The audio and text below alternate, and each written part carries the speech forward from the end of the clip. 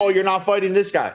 You're the problem here with this whole situation and criticism of my career. I'm trying to fight the best people and wants to fight you. Of course, you're going to say yes. He walked away with tens of millions of dollars to support his family for the rest of their lives. Oh, let's talk about how Jake Paul picked the fight so spicy it burned itself off the card. The man basically said, "You're scared of me," and Gervonta Davis answered with radio silence and legal subpoenas. This wasn't trash talk, it was a masterclass in self-sabotage. Jake wanted smoke, but Tank brought a whole house fire. Netflix lost millions of dollars over Jake Paul versus Gervonta Davis being cancelled. Now that the whole thing has been scrapped, it turns out doing business with Gervonta Davis was a bad business move overall. Netflix, which was primarily funding the event, burned a lot of cash on production, marketing, securing the venue, and basically all the financial related fees that came with staging this event. Now, even though millions of dollars may not be that much on Netflix's behalf, especially considering that Netflix is worth more than $470 billion, a loss is still a loss. While Jake's out here trying to turn boxing into a Marvel movie, Davis is busy dodging both punches and prosecutors. You can't script that even Netflix tried, and look how that ended. Jake thought he was fighting for legacy. Turns out he was fighting for relevance. And Gervonta, he just fought common sense and lost. Moral of the story, never pick a fight with a man who can't even pick a court date.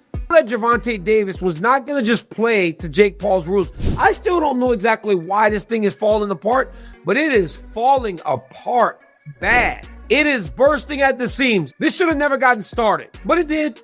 But we are almost now exactly where we need to be in the fight, and that's it being off. Gervonta Davis is out of the fight. We should have never had that fight even on the docket, but it was happening. You knew it had potential to be a nightmare. It turned out to be exactly what we thought it was going to be.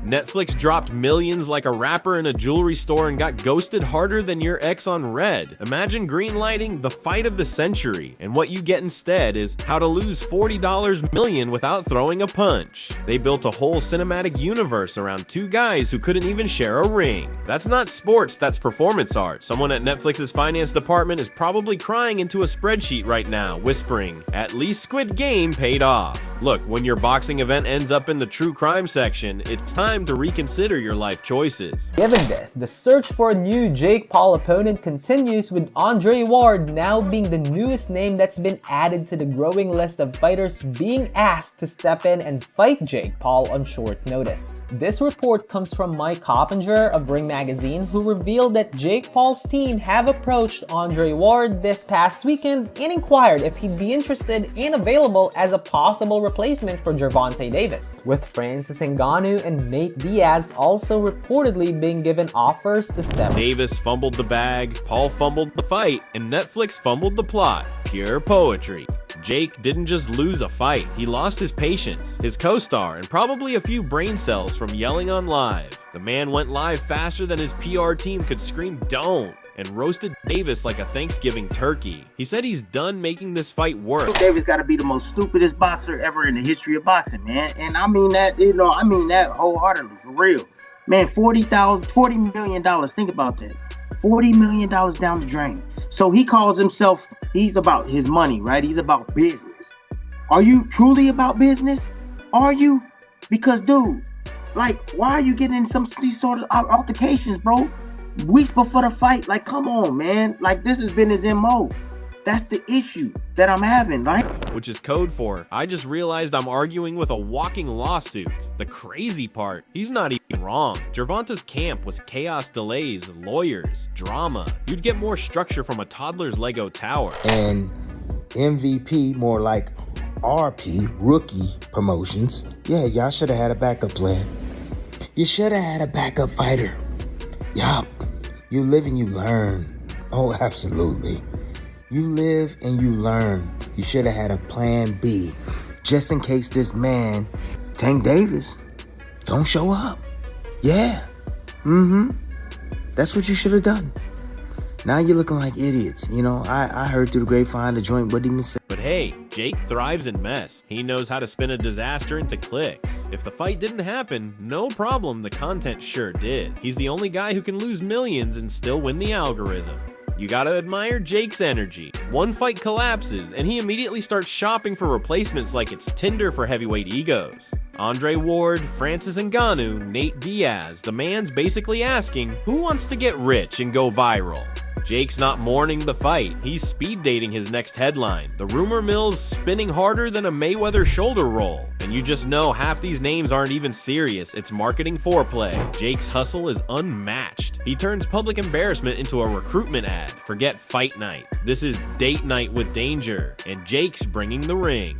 Tim Bradley came swinging like he'd been saving that rant since 2018. 40 million down the drain, he yelled, and he wasn't wrong. He called the promo team Rookie Promotions, and honestly, MVP deserved that smoke. No backup fighter, no plan B, no clue. They treated a multi-million-dollar event like a high school talent show. You could hear the disappointment through the screen. Bradley basically said what we were all thinking. Jake's brand might sell, but his management couldn't organize a backyard barbecue. It's tragic comedy at its finest, a $40 million masterclass in how not to run a business. Jake may talk the talk, but his team clearly skipped rehearsal.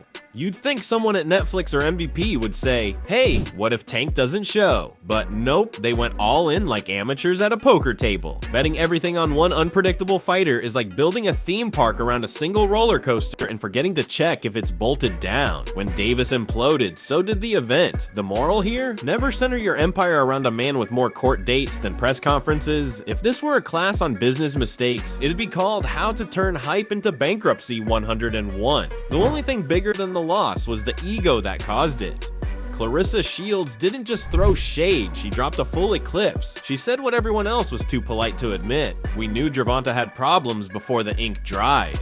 Boom! That's the sound of every promoter in the room quietly deleting texts. Shields reminded us this wasn't an accident, it was negligence wrapped in greed. And when she mentioned Floyd Mayweather not being there to guide Tank, that hit different. Without Floyd, Tank's been playing chess with boxing gloves on. Shields didn't just read the room, she redecorated it. Moral of her story? If you ignore a fighter's past, don't act shocked when the future explodes. Enter Daniel Cormier, the responsible adult in a room full of circus clowns. DC looked at the matchup and said, this ain't boxing, it's bad science. And he's right. Jake versus Tank made less sense than pineapple on pizza. The weight difference alone was criminal. Cormier basically called it what it was, a Red Bull-fueled science experiment that crashed on takeoff. He even warned Jake not to chase Ngannou next, saying, that's not a marketing move, that's a life insurance commercial. The man was preaching. DC's take wasn't sexy, but it was necessary. Every circus needs someone to remind the Lions that this isn't a game show. Carl Froke entered the chat like a hitman in sunglasses. He called the whole thing a clown show, and honestly, he's not wrong. He roasted the weight gap, the legal drama, and the moral rot behind the hype. Then he doubled down. If you touch women, you should be in prison. No metaphors, no filters, just straight cobra venom. He even joked about stepping in himself, saying one round would end the circus. Froch turned commentary into an execution. Between the comedy and the ethics, he basically became the conscience of the boxing world wearing designer shades. Iconic.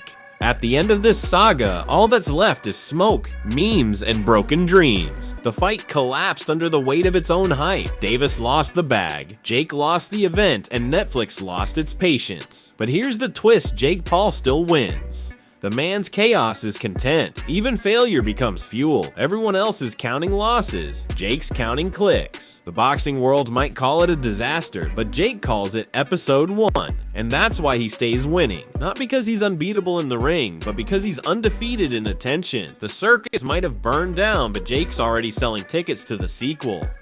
But let's be real, you watched every second of it. We all did, because chaos sells, Jake Paul knows it, Gervonta Davis lives it, and Netflix tried to monetize it and got slapped with a $40 million lesson in humility. The entire thing was a masterclass in what happens when hype eats. Logic for breakfast. It's the perfect storm. One part arrogance, one part ambition, and a dash of wait. Is this even legal? At the end of the day, boxing isn't dying, it's just going through its influencer phase. The sport that once gave us Ali and Tyson now gives us thumbnails, hashtags, and public meltdowns. But hey, at least it's entertaining, and for Jake Paul, that's the real win. Because while everyone else is trying to rebuild their image, Jake's already planning the next viral showdown, probably against an AI robot or a hologram of Mike Tyson. So here's the takeaway. In this era, the real fight isn't in the ring, it's for attention. And Jake Paul just proved he'll go 12 rounds with anyone, even Netflix, to keep the spotlight on. The circus may have packed up, but the ring lights are still on. And you know what? We'll be watching popcorn ready, sarcasm loaded, waiting for the next fight of the century to crash and burn beautifully all over again. Subscribe, laugh, survive, and never bet against the chaos.